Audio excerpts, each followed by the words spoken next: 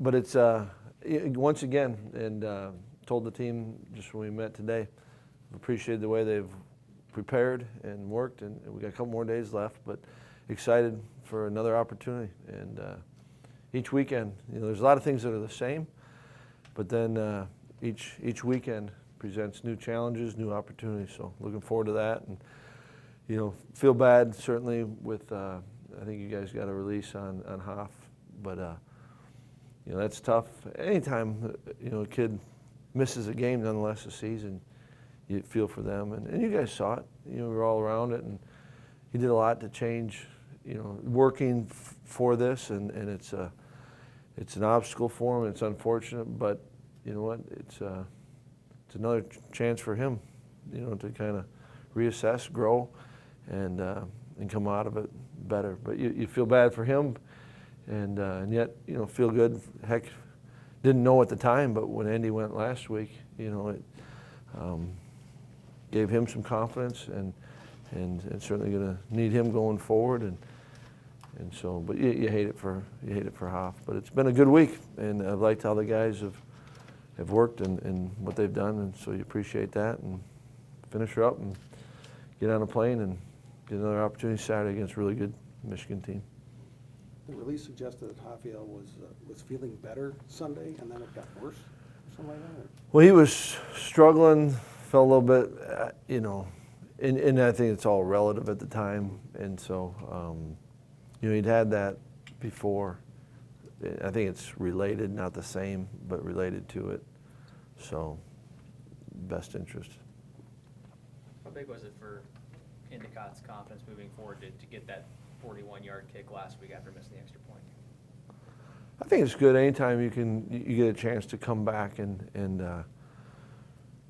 not say redeem yourself, but you leave the field.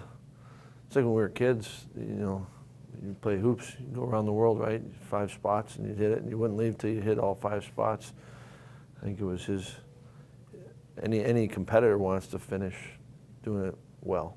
So I think it's big. You'd have to ask him. I think there was an instance last week where you were in the fringe of field goal range, wound up going for it on 4th down. Do you have maybe a better idea of Andrew's range? Does it depend on the circumstance? Always, depends on weather and then different circumstances. Those decisions weren't because of Andy. Those were more game decisions. As you're going, but it wasn't never once to like, oh, I don't want to stress out Andy here. Let's go for it. So those may have appeared, because we didn't have Hoff, but that wasn't it.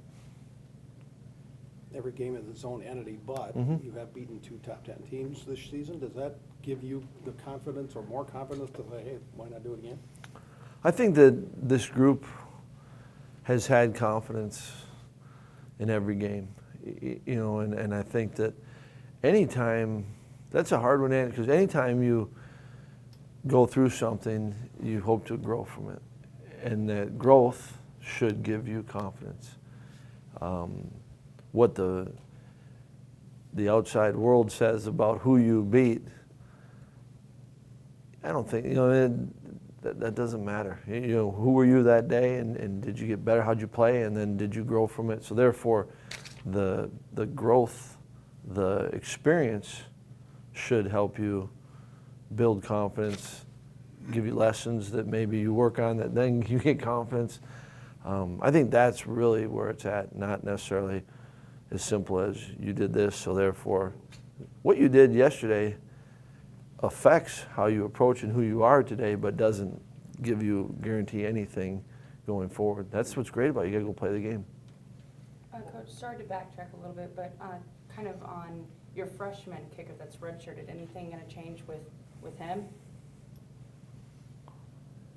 Who's? Oh, no, we're good. Sticking the same with him redshirting still? Yeah, redshirt, you don't really define a redshirt. Is once they don't play, then they've redshirted. Like, you don't have to fill out a form. He's redshirting. You know what I'm saying? So you go, and every one of these kids has got to be ready to go this year.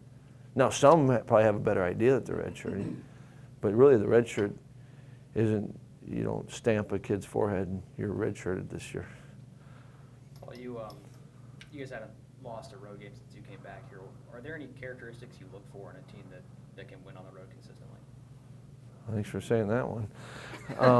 Sorry, Ned. No, there's I'm trying to fix nothing. it. There's nothing.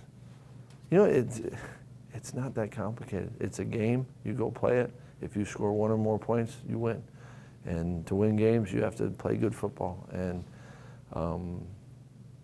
you get to do that on the road and at home. You know what I mean? I don't think there's anything. We don't do anything special. We don't do anything unique. We don't talk about it. But nothing, you know, this is why we're doing that, you know? Any challenges though with playing in the big house and what that may present? Yeah, you're playing a good football team. That's a big challenge. I'm excited for the kids to play there. I'm excited. Every time you get to go play, and these kids know football and their experiences, and that's pretty cool when your kids can go experience something new and do it together. Aside from containing Peppers, what else stands out as something that's going to be important to stop on Michigan's offense or defense? That's about a 3-hour answer.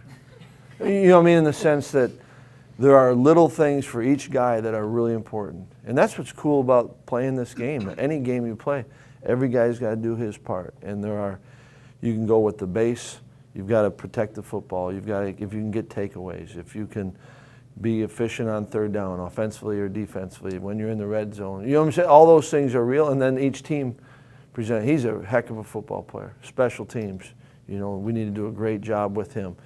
You know, can we pass protect and give the quarterback time? Can we establish a run game? Can we stop them from running the football?